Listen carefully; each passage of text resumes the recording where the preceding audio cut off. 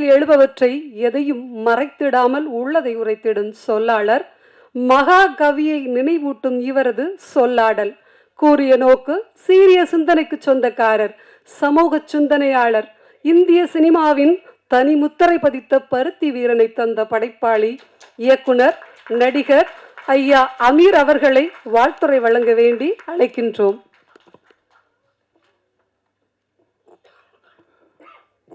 அரங்கத்தில் இருக்கும் அனைவருக்கும் இறைவன் புறத்திலிருந்து சாந்தியும் சமாதானம் உண்டாகட்டும். மேடைகளிலேயே மிக கடினமான மேடை என்னென்னா, எனக்கு என்னுடைய வாழ்க்கையில் ஒரு தலைப்பை கொடுத்து அந்த தலைப்பில் பேசுவது. அதில் நான் ஒரு தேர்ந்தெடுத்த ஒரு ஆள் கிடையாது. அப்படியே பொதுவான ஒரு விஷயங்களை பேசிட்டு போகிறதுல தான் எனக்கு பழக்கப்பட்டது. ரெண்டாவது, இந்த மாதிரியான இலக்கிய அல்லது எழுத்தாளர்கள் நிகழ்ந்து உட்கார்ந்துருக்கிற மேடை, அது ரொம்ப ஒரு கடினமான ஒரு மேடை. அதனால தான் சுப்பிரமணிய சிவா என்னை பக்கத்தில் உட்காந்து கிண்டல் அடிச்சுக்கிட்டே இருக்கார், நீங்கள் என்ன சொல்ல போகிறீங்க என்ன சொல்ல போகிறீங்கன்னு. அதுக்கு காரணம், படிப்பின் மீது எனக்கு சிறு வயதிலிருந்தே நான் பல மேடைகளில் சொல்லியிருக்கேன். தாரே ஜமீன் படத்தில் வர்ற அந்த சிறுவனுடைய இன்னொரு வெர்ஷன் தான் நான். அந்த புத்தகத்தை பார்க்கும்போதே நமக்கு ஒரு பதட்டம் வரும். பள்ளிக்கூடம் திங்கக்கிழமை காலையில் வந்துட்டாலே காய்ச்சல் வந்துடும். சனி ஞாயிறு இருக்கும்போது இருக்கிற சந்தோஷம் திங்கக்கிழமை காலையில் பிறந்துட்டாலே நான்லாம் பல வேலைகள் பார்த்துருக்கேன் பள்ளிக்கூடத்துக்கு போகாமல் இருக்கிறதுக்கு. எங்கள் வீட்டில் ஒரு கிளாக் இருக்கும். அப்போல்லாம் இலங்கை வானொலி இருக்கும். அதில் தான் டைம் இருக்கும். அந்த டயத்தை கனெக்ட் பண்ணி தான் ஒரு பக்கம் பாட்டு ஓடிக்கிட்டு இருக்கோம். நாங்கள் 6 பேர் உள்ள குடும்பத்தில் எங்கள் அம்மா ஒரு பக்கம் எல்லோரையும் கிளப்பி விட்டுக்கிட்டே இருப்பாங்க ஸ்கூலுக்கு. இந்த ஒரு கட்டத்தில் 10 மணியோட பாடல் முடிஞ்சிடும். அப்போ அதோட நின்றோம். அதுக்கப்புறமா வேறு இதுக்கு போயிடுவேன். 10 மணி வரைக்கும் பாட்டு ஓடிக்கிட்டு இருக்கும். எனக்கு வீட்டிலேருந்து கொஞ்சம் தூரம் அப்படி போனோடனே ஒரு 200 மீட்ரு ஆமாம் அவ்வளோதான் ஒரு ஸ்கூல். அங்கே தான் படிச்சுட்டு இருந்தேன். நான் என்ன செய்வேன்னா, ஒரு கிளாக் இருக்கும். எங்கள் அம்மா கிச்சனில் வேலை செய்யும்போது நான் வேகமாக ஓடி போய் அந்த கிளாக்கில் இருந்து 10:09:55 இருந்துச்சுன்னு சொன்னால் அதை அப்படியே 10:10க்கு நகட்டி முள்ள நகட்டிட்டு இறங்கிடுவேன். நான் 5 நிமிஷத்தில் போயிடலாம் நான் ஸ்கூலுக்கு. 10:10க்கு போய்ட்டு அப்படியே பாத்ரூம்குள்ளே போய்ட்டு அப்படி இப்படியே சுற்றிட்டு வருவேன். அது ஒரு 10:20க்கு வந்திருக்கும். அப்படியே நானாக ஒரு ஷாக்கிங் ஆவேன். நானே அந்த கிளாக்கை பார்த்துட்டு ஐயோன்னு ஒரு சவுண்டு ஒன்று கொடுப்பேன். எங்கள் அம்மா அப்படியே பார்ப்பேன், என்னன்னு. ஐயோ 10:20 ஆச்சு, இன்னைக்கு காலையில் 9:50க்குலாம் வர சொன்னாங்க, இப்போ போனால் ஆப்ஷன் போட்டிருப்பாங்களே அப்படின்னு. அப்படி எங்கள் அம்மா மேலே எங்களையும் பார்ப்பாங்க. இப்போ தானே உள்ளே போனது மாதிரி இருந்துச்சு, இதுக்குள்ளே எப்படி இவ்வளோ நேரம் ஓடிச்சு அப்படின்னு. அப்படியே அன்றைக்கி அரை நாள் மட்டம் போட்டுருவேன். மட்டம் போட்டுட்டு அடுத்த அரை நாள் மத்தியானம் உடனே என்ன செய்வேன்னா, இப்போ அதுக்குள்ளே அந்த அரை நாளுக்குள்ளே திட்டம் போட்டுருவேன் நான், அடுத்து எங்கே போகலாம் அப்படின்னு. சரி, கல்பனா தேட்டரா, சிந்தாமணி தேட்டரா, எது நியூ சினிமாவா, ஏதோ ஒன்று பிளான் போட்டு மத்தியானம் ஸ்கூலுக்கு கண்டிப்பாக போயே ஆகணும் அப்படின்ட்டு பையை தூக்கிட்டு கிளம்பிடுவேன். இப்போ அதுக்கப்புறமா அந்த முள்ளை திரும்பவும் பழைய அந்த 10 நிமிஷம் ரிவர்ஸில் கொண்டு வச்சுட்டு போயிடுவேன் நான். அப்போது படிப்போடு எனக்கு இருந்த அந்த ஒரு பதட்டம் தான் புத்தகங்கள் படிக்கிறதுலேருந்து ரொம்ப தூரமாக ஆக்குனது. ஆனால் இந்த மேடைக்கு வந்ததுக்கு காரணம் அந்த புத்தகம் இல்லை, அதுக்கு அந்த புத்தகத்தை எழுதிய நபர் தான் இந்த மேடைக்கு என்னை கூட்டிகிட்டு வந்திருக்காரு. புத்தகம் என்ன அழைச்சிட்டு வரல. சரி, ஏன் அவருக்காக நான் வரேன் அப்படின்னா, இந்த விழாவில் உடன் பிறந்த தங்கை தொகுத்து வழங்க பெற்றோர்கள் இருவரும் அந்த புத்தகத்தை வாங்கிக்கிற இந்த பாக்கியம் இருக்கு இல்லையா. ஒரு மனிதன் தான் வாழ்க்கையில் வெற்றி அடைஞ்சிட்டான் அப்படின்னு சொல்கிற இடம் இருக்கு இல்லையா, தன்னை இந்த சமூகம் ஒத்துக்கொண்டது அப்படின்னு சொல்கிற இடம் இருக்கு இல்லையா, அது தன்னுடைய குடும்பத்தாருக்கு உணர்த்துகிற ஒரு இடம் இருக்குல்ல. இந்த மாதிரி யார் விழா நடத்தினாலும் அந்த விழாவுக்கு போகிறது என்னுடைய வழக்கம். காரணம், எனக்கு அப்படி ஒரு விழா நடக்கவே இல்லை இது வரைக்கும். நான் திரைத்துறைக்கு கிட்டத்தட்ட 25 ஆண்டுகள் ஆயிடுச்சு. என்னுடைய திரைப்படங்கள் எதுவும் மௌனம் பேசியதாக இருக்கட்டும், ராமா இருக்கட்டும், பருத்தி வீரன் வெற்றியாக இருக்கட்டும், எந்த படத்திற்கும் ஒரு வெற்றி விழான்னு ஒன்று நடத்தினதே கிடையாது. என்னுடைய திரைப்படங்களில் இசை வெளியீட்டு விழாவுக்கும் என்னுடைய குடும்பத்தார்கள் யாருமே வந்ததே கிடையாது. ஏன்னா அவங்க என்னை தூரமாக தான் வச்சுருந்தாங்க. திரைத்துறை இங்கே பேசின ஒரு சகோதரர் சொன்னார், குடும்பத்தோட சப்போர்ட் இல்லாமல் சினிமாவில் ஜெயிக்கவே முடியாது. அப்படிலாம் என்னுடைய குடும்பத்தில் எனக்கு சப்போர்ட்லாம் பண்ணல, என்னை டிஸ்டர்ப் பண்ணாமல் இருந்தாங்க. அதுதான் உண்மை. அப்படி ஒரு விழா நடக்கலை. எங்கள் வீட்டில் இருக்கிற யாரும் அப்படி திரைத்துறை சார்ந்து நீ இந்த படம் பண்ணிக்கிட்டு இருக்க, இந்த நடிகரை பார்க்கணும், இங்கே போகணும் அப்படின்லாம் எதுவுமே கேட்டதே கிடையாது. என்னுடைய தாயார் கேட்டதில்லை, எங்களுடைய மனைவி கேட்டதில்லை, என்னுடைய பிள்ளைகள் சகோதரர்கள் யாருமே இது வரைக்கும் கேட்டதில்லை. அது சொன்ன மாதிரி தண்ணி தெளித்து விட்டாங்கன்னே நான் அப்படியே வந்துட்டேன். நீங்கள் ஆனால் 2 நிகழ்வுகள் மட்டும்தான் எனக்கு இருந்தது. அது 2மே நடக்காமல் போயிடுச்சு. நடக்காமல் போயிடுச்சுன்னா, சைப்ரஸில் விருது வாங்கிட்டு வந்திருந்தேன் ராம் திரைப்படத்துக்கு. அப்போது உங்களுக்கு தெரியும், திரைத்துறையில் இருக்கிற வெற்றி அடைந்த நடிகர்கள் ஒரு விருதை வாங்கும்போது இதனுடைய பெற்றோருக்கு நான் கொடுக்குறேன்பாங்க, அல்லது விருதை வாங்கும்போது மேடையில் ஏற்றி, இப்போ சேரன் போன்ற இயக்குநர்கள்லாம் தன்னுடைய தகப்பனாரை அனுப்பிச்சு தேசிய விருதை வாங்கினார். அப்போ எனக்கு அந்த சூழல் இல்லை. சைப்ரஸ் நான் போயிட்டு வந்தப்போ இல்லை. அப்போ அந்த முதல் முறையாக சைப்ரஸில் அந்த விருதை வாங்கும்போது அப்பவும் தனியாக தான் இருக்கேன், யாருமே கிடையாது. தனியானா அந்த ஆடிட்டோரியத்தில் யாரையுமே தெரியாது. ஏன்னா அந்த நாட்டுக்கே அதுதான் முதல் முறையான ஒரு சர்வதேச விருது. நான் ஏற்கனவே சொல்லியிருக்கேன், இந்தியன் ஹை கமிஷனர் எனக்காக காலையிலேருந்து காத்திருக்காரு நான் வர்றேன்னு சொல்லி. அவருக்கு சொல்லி இந்தியாவிலேருந்து ஒருத்தர் வர்றான், ஒரு ரீஜனல் லாங்குவேஜ்லேருந்து வர்றான். வந்த இடத்துல 2 அவார்டை வாங்கிட்டு இப்படி நின்றுக்கிட்டே இருக்கோம். பேசுவதற்கு கூட துணைக்கு ஆள் கிடையாது எனக்கு. அப்படி ஒரு இடத்துல தான் நின்றுட்டுருந்தேன். அப்போ எங்கள் அம்மா கிட்ட மனசுக்குள்ளே ஒன்று இருந்தது. சரி, அடுத்து பருத்தி வீரன் திரைப்படம் எடுத்துக்கிட்டு இருக்கும்போது மனசுக்குள்ளே இருந்தது, இந்த படத்துக்கு ஒரு விருது கிடைக்கும்போது எங்கள் அம்மாவை கூட்டிகிட்டு போய் நான் உறுதியாக நம்பினேன். நான் ஸ்டேட் அவார்டு இந்த படத்துக்கு நான் வாங்கிடுவேன் அப்படின்ற நம்பிக்கை இருந்தது.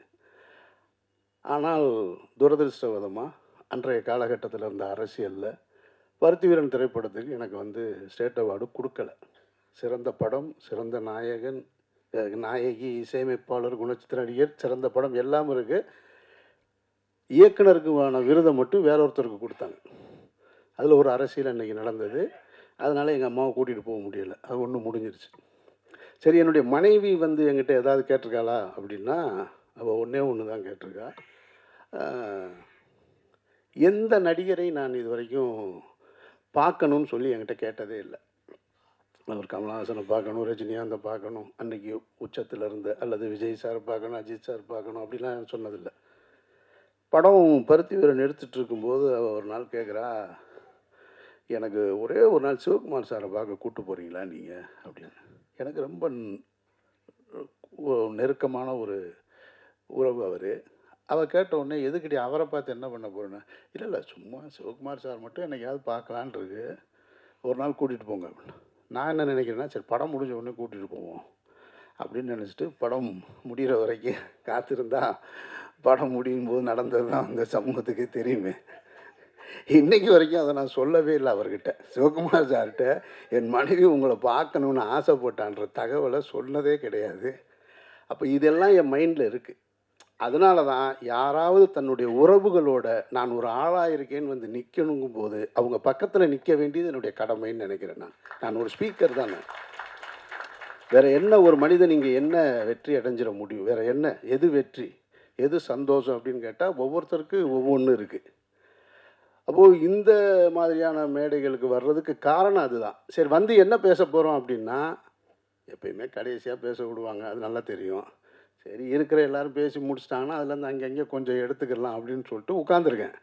சரி, முதல்ல ஆரம்பித்த எழுத்தாளர் செந்திலேருந்து கொஞ்சம் ஆரம்பித்து வச்சு அவர்கிட்ட ஒன்று எடுத்து வச்சுருக்கேன், அடுத்து ஒன்றுன்னா இது கிட்டத்தட்ட சேர் கூடிக்கிட்டே இருக்குது. நிறைய பேர் ஒவ்வொருத்தரும் கதைகளை பற்றி நிறைய சொல்லிக்கிட்டே இருக்காங்க. அவருடைய நண்பர் செந்தில் பேசும்போதே மெமரி ஃபுல்லாகிருச்சு. கவிதா பாரதி அந்த மெமரி ஃபுல்லாகிருக்கு, உள்ளே இறக்குறாரு. நானும் எதடா வைக்கிறது, இவர் சொல்கிறதில் எதை ஞாபகம் வச்சுக்கிறதுன்னு யோசிச்சு பார்த்தா உள்ளே அது கொலாப்ஸ் ஆகுது. ஏற்கனவே இருந்தது எல்லாம் சேர்ந்து அவர் ஒவ்வொரு கதையாக சொல்லிக்கிட்டே இருக்கார். அதுக்கப்புறம் இப்போ மொத்தத்தில் என்னென்னா மண்டைக்குள்ளே கலைஞ்சி நிற்கிது எல்லாமே, எதுவுமே நினைவில் இல்லை. ஆனால் நான் எடுத்துக்கிறது என்னென்னா, ஏன் படிக்கிறதுலாம் இங்கே பேசும்போது சில விஷயங்களை இங்கே இல்லை, எங்கே பேசினாலும் யார் பேசினாலும் பேசுகிறவங்ககிட்ட ஒன்று என்னால் எடுத்துக்க முடியும். அது எனக்கு புதுசாக இருக்கும். எழுத்தாளர் செந்தில் முதல் பேச்சாளராக அவர் சொல்லும்போது ஒரு வார்த்தையை பதிவு பண்ணார். மனிதனுடைய அதிசயமான ஒரு கற்பனை தான் கதை அப்படின்ற வார்த்தையை சொன்னார். அதை அப்படி நான் விஷுவல் பண்ணி பார்க்குறேன். நான் இது வரைக்கும் இப்படி கேட்டதே இல்லையே. நம்ம வேறு என்னென்னமோ கேட்டிருக்கோம். மனிதனுடைய அரிய கண்டுபிடிப்புன்னு என்னென்னத்தையோ சொல்லியிருக்கோம். நான் சயின்ஸாக நினச்சிக்கிட்டு இருக்கிறது சக்கரம் தான் மனிதனுடைய அரிய கண்டுபிடிப்பு. சக்கரம் கண்டுபிடிக்கலன்னா உலகம் இவ்வளோ வேகமாக இயங்கி இருக்க முடியாது. இப்படி ஒன்று யோசிச்சுட்டு இருக்கும் பொழுது கற்பனைன்னு ஒரு வார்த்தையை சொல்கிறார். இது நல்லா இருக்கே அப்படின்னா அடுத்து அவருடைய நண்பர் செந்தில் சொல்கிறாரு, நாங்கள் யாருன்னு எங்களை தெரிஞ்சுக்கிறதுக்குள்ள மற்றவங்க யாருன்னு தெரிஞ்சுக்கிறதுக்குள்ளேயே நாங்கள் நட்பாயிட்டோம். அதுக்குள்ளே ஒரு கதை இருக்குது, அதில் ஒரு வாழ்வியல் இருக்குது. இந்த வார்த்தையை எப்படி ஒருத்தர்னால தேர்ந்தெடுக்க முடியும்? நாங்கள் யாருன்னு எங்களுக்கு தெரியலை, மற்றவங்க யாருன்னு கண்டுபிடிக்கிறதுக்கு முன்னாடி நாங்கள் என்ன. அதுக்கப்புறம் கவிதா பாரதி சொல்லும்போது தான், கவிதா பாரதி இல்லை, அந்த அவர் யார் புத்தகத்தை அப்பா கொண்டு போய், கவிதா பாரதியா? கவிதா பாரதி தான். அது ஆகச்சிறந்த கதை அதுதான், உலகின் ஆகச்சிறந்த கதை அதுதான். தன்னுடைய மகன் எழுதிய புத்தகங்களை எழுத படிக்க தெரியாத ஒரு தந்தை அதை எடுத்துகிட்டு போய் ஒவ்வொருத்தருக்கா விற்றுருக்காரு அப்படின்னு சொன்னால், கொண்டு போய் இலவசமாக கொடுத்துருக்காருன்னு சொன்னால், ஒரு தந்தை எப்படி தன்னுடைய மகனை நினைத்து பெருமைப்பட்டிருக்காருன்றது தான் பார்க்கணும்.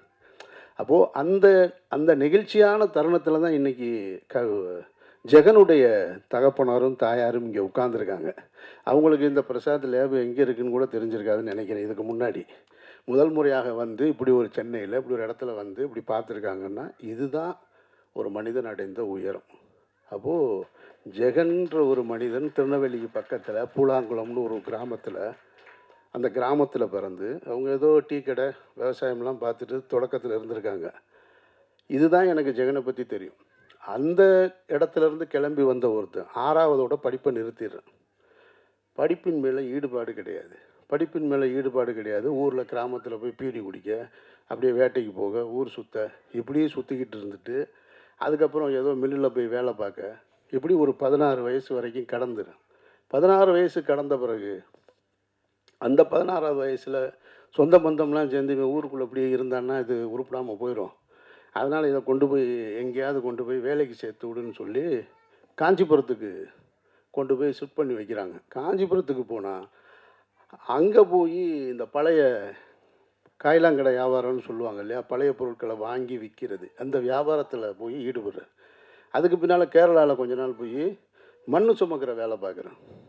மண் சுமந்துட்டு வர்ற வேலை பார்த்துட்டு வரேன். திருப்பி திருச்சியில் போய் பாத்திர வியாபாரம் பார்க்குறாரு, தெருவாக போய். இப்படி ஒவ்வொரு இடமா போய் இந்த மாதிரியான வேலைகளெல்லாம் பார்த்துட்டு, இந்த காலகட்டத்தில் தான் இந்த பழைய பொருட்களை வாங்கும்போது வாங்கக்கூடிய புத்தகங்களை வாங்கி எடைக்கு வாங்கி போடுவோம் இல்லையா, அதில் ஏற்பட்ட வாசிப்பு பழக்கம்தான் அவர் இங்கே கொண்டு உட்கார வச்சுருக்கு. அந்த புத்தகங்களை வாங்கி அதை படித்து அதிலிருந்து கொஞ்சம் கொஞ்சமாக அதுக்கிடையில் ஐயா வழியில் நுழைஞ்ச உடனே அது ஒரு முற்போக்கு சிந்தனையான ஒரு ஏக இறைவருக்கு ஆமாம், ஏக இறைவனை வணங்குகிற ஒரு கூட்டம், அது இடதுசாரி சிந்தனை உள்ள ஒரு ஆன்மீக குழு. அது அங்கே தான் இவர் நிறைய எனக்கு இவரோட ஸ்டேட்டஸில் நான் பார்த்துட்டே இருப்பேன். ஜெகனை ஏதாவது போட்டுகிட்டே இருப்பார். இந்த ஜீரக பிரியாணி சாங் நான் பார்க்கும்போது அப்படி தான் பார்த்தேன் நான். உண்மையிலே இந்த பாட்டு பெரிய ஹிட்டு போல் இருக்குது அப்படின்னு. காரணம் என்னென்னா, இவர் தினம் இருக்கும். அது சொன்னார் இல்லையா ஒருத்தர், அவ்வளோ ப்ரமோஷன் பண்ணாருன்னு. அதுக்கு காரணம் எல்லா நேரமும் எல்லா இடத்துலையும் இருந்துகிட்டே இருக்கும். இப்படி அங்கேருந்து மெதுவாக அப்புறம் அந்த சென்னைக்கு வெற்றிவேந்தன்ற ஒரு பத்திரிக்கை ஆஃபீஸில் வேலைக்கு சேர்ந்து, ஆஃபீஸ் பாயாக வேலைக்கு சேர்ந்து, சம்பளம் இல்லாமல் அங்கே இருக்கிற எல்லா வேலையும் பார்த்து, அவங்க பின்னால் ஒரு படம் எடுப்பாங்கன்னு எடுத்து நாகேஷ் திரையரங்கன்ற படத்தை எடுத்து அதில் உதவிக்கு லாஸ்ட் அசிஸ்டண்ட்டாக சேர்ந்து, அப்புறம் அவங்க கம்பெனிலேயே ஒரு கேஷியராக வேலை பார்த்து, அதுக்கு பின்னாடி ஒரு பாட்டு எழுதி, அதுக்கு பின்னாடி ஒரு மீடியாவுக்குள்ளே அங்கேருந்து அப்புறம் ஜீரக பிரியாணி, அப்புறம் தாய் கிழவி, இப்போ நான் நடிச்சுக்கிட்டு இருக்க ஒரு படத்துக்கு பாட்டு எழுதி, இப்போ கேட்டால் ஒரு திரைப்பட பாடலாசிரியர் ஜெகன் கவிராஜன் இவ்வளோ பெரிய ஒரு உருவத்தை வச்சு இந்த சென்னையில் இவ்வளோ பெரிய ஒரு விழாவை நடத்தி, அப்போ நான் அதை ரசிக்கிறேன். நான் இதை கொண்டாடுவதற்கு இது மாதிரியான ஆட்களை சமூகத்துக்கு அறிமுகப்படுத்த வேண்டிய பொறுப்பு இருக்கிறதா நான் நினைக்கிறேன். அதனால தான் இந்த மாதிரியான விழாக்களில் கலந்துக்கிறேன். தவிர அந்த புத்தகத்தில் என்ன இருக்குது, அது அவர் சொன்னார் இது நாவல்னாரு ஒருத்தர். எனக்கு மூல நாவலுக்கும் இதுக்கும் உள்ள டிஃப்ரென்ஸே தெரியாது. அது ஏதோ இது சிறுகதையா தொடர் கதையா இதெல்லாம் நமக்கு அது சுத்தமாக அந்த ஏரியாவே இல்லை. நான் அப்படியே என்னோட வாழ்வியலில் கூட இருக்கிறவங்கள பார்த்துட்டு அவங்கக்கிட்ட இருந்து சின்ன சின்ன விஷயங்களை கற்றுக்கிட்டு கதை சொல்லின்னு சொன்னாங்க இல்லையா, எங்கள் அம்மா எனக்கு கதை சொல்லுவாங்க. எங்கள் அம்மா ஒரு திரைப்படத்தை பார்த்துட்டு வந்து அவங்களோட கையில் இந்த இடத்துல படுத்திருப்பேன். அவங்க சொல்லுவாங்க, அந்த அந்த வருவான் பாரு, அந்த ஹீரோ வந்து நிற்பான் பாரு, வில்லனை அடின்னு அடிப்பான் பாருன்னொடனே நானாக அப்படியே விஷுவல் பண்ணிக்கிட்டே இருப்பேன். அவங்க ஒரு படத்தை பார்த்துட்டு வந்து அந்த படத்தை பற்றி எனக்கு ஒன்று கொடுப்பாங்க. அந்த பழக்கம்தான் இப்பவும் நான் சர்வதேச திரைப்பட விழாக்களுக்கு போனாலும் அது என்ன மொழியில் இருந்தாலும் பிரச்சனை இல்லை எனக்கு. நான் அதிலேருந்து ஒன்று எடுத்துக்கிறது. அது நானும் இங்கே இன்டர்நேஷ்னல் ஃபெஸ்டிவலுக்கு நானும் இந்த அடங்கும் ஒரு டைரக்டரும் போயிருந்தோம். அப்போ போயிருக்கும்போது ஆனால் அருமையான வார் மூவினே அப்படின்னா நான் வெளியே வந்தோடனே சொன்னேன். அப்போ அது ஒரு வார் மூவி நான் பார்த்துட்டு வந்தோடனே சொன்னேன், கார்த்தி நல்ல லவ் ஸ்டோரி, நல்ல ஒரு லவ் இருக்குன்னு. சார் அது வார் மூவி சார் அப்படின்னாரு. ஓ நீ எதை பார்த்தேன்னு எனக்கு தெரியலையா, நான் அதுக்குள்ளே இருக்கிற லவ்வை தாயா பார்த்தேன்னு. அப்போ நான் ஒன்றை கற்பனையாக உருவாக்கிக்கிறேன். அதுபோல தான் இங்கே இருக்கக்கூடிய இந்த சமூகத்தில் இருக்கக்கூடிய அத்தனை மனிதர்களிடமிருந்தும் நான் ஒன்றை எடுத்துக்கிறேன். அவர்களிடமிருந்து சரியான சிந்தனை அல்லது நான் எனக்கு எது தேவையோ அதை எடுத்துக்கிறேனே தவிர பாசிட்டிவாக பேசணும், ரொம்ப பாசிட்டிவாக இருக்கணும்னு சொல்கிறாங்க. இன்றைக்கி சமூகம்லாம் பாசிட்டிவாலாம் கிடையாது. அது நெகட்டிவோட உச்சத்தில் இருக்குது. நெகட்டிவோட உச்சத்தில் இருக்குது. நீங்கள் உன்னுடைய உறவினர்கள் சொந்த தங்கச்சியோட ஒரு அல்லது அக்காவோட ஒரு ஃபோட்டோ போட்டால் கூட கேவலமாக கமெண்ட்டு போடுறதுக்கு இங்கே 40 பேர் இருக்கான், 4000 பேர் இருக்கான். அதனால் இந்த சமூகத்தில் இந்த சிந்தனையோடு வாழ்வது என்பதே மிகப்பெரிய சத்திய சோதனை தான் இந்த மாதிரியான ஒரு சூழலில். அதனால் ரொம்ப பாசிட்டிவாக இருக்கீங்க. அதுக்காக உங்களுடைய சிந்தனைக்கும் உங்களுடைய எண்ணத்துக்கும் நீங்கள் சந்தித்த மனிதர்களையும் அல்லது உங்களுடைய வட்டார கதைகளையும் எடுத்துகிட்டு வந்து இந்த இடத்துக்கு வந்ததுக்கு உங்களுக்கு என்னுடைய வாழ்த்துக்களும் நன்றியும். உங்களுடைய உயரம் இது மட்டும் இல்லை. அவர் ஒரு முறை சொன்னார், ஆனால் சார் நான் வந்து இந்த இடத்துல இருந்து எங்கூட ஒரு படத்தில் நடிச்சிருக்காரு, நான் இவ்வளவு இதுவே பெருசு சார் அப்படின்னாரு. அப்படிலாம் நீங்கள் சொல்ல வேண்டியதில்லை.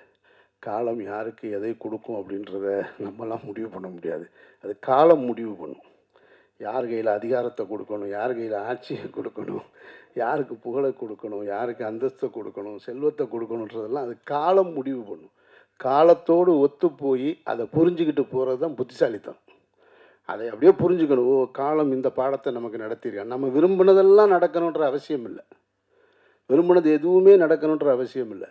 அப்போ இந்த மேடையில் இத்தனை பேர் எழுத்தாளர்களாக சிந்தனையாளர்களாக இருக்கும் பொழுது அந்த எழுத்துக்கும் எனக்கும் தொடர்புள்ளாத நடுவில் இருக்கிற நான் தலைமை உரை ஆற்றுவது போல தான் இந்த சமூகமும் அப்படி தான் இருக்கும்.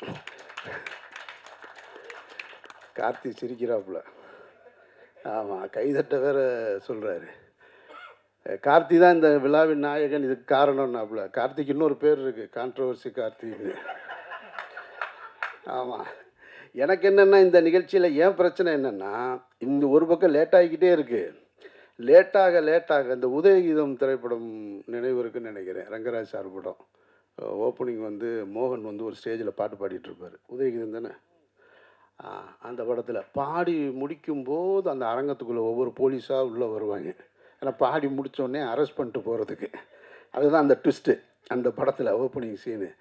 அந்த மாதிரி நிகழ்ச்சி தொடங்கும் போது இல்லாத சில பத்திரிகையாளர்கள் போக போக போக இந்த ரைட் சைடு ஏறிக்கிட்டே இருக்காங்க பூரா நம்ம டீமு. இது பூரா எனக்கு வந்து அந்த போலீஸ் ஞாபகம் வருது.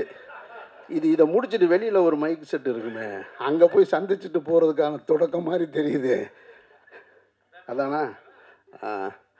அதனால் எதுவாக இருந்தாலும் இப்படி ஒரு நல்ல நிகழ்வு. 2.5 மணி நேரம் ஒரு படமே பார்க்க முடியாது உட்காந்து. டாக்டர் என்ன சொல்கிறாருன்னா, நீங்கள் 40 வயசு 50 வயசு ஆயிடுச்சுனாக்க 1 மணி நேரத்துக்கு ஒரு எந்திரிச்சு அங்கிட்டு போங்கன்றான். ஆனால் நீங்கள் 2.5 மணி நேரம் ஒரு புத்தக வெளியீட்டு விழாவில் ஃபோனையும் பார்க்காம எதுவும் பார்க்காம உட்கார்றது ரொம்ப கஷ்டம். அப்போ ஏதோ ஒரு உங்களுடைய ஆன்மீக நம்பிக்கையோ அல்லது உங்களுடைய நேர்மறையான சிந்தனையோ அல்லது உங்களுடைய பெற்றோர்களுடைய ஆசீர்வாதமோ இறைவனுடைய ஆசீர்வாதமோ ஏதோ ஒன்று இந்த நிகழ்ச்சி அழகாக ஒழுங்குபடுத்தி இருக்கு அப்படின்னு நான் நினைக்கிறேன். வாழ்த்துக்கள் ஜெகன், உங்களுடைய பயணம் தொடரட்டும், வெற்றியடையட்டும். நன்றி.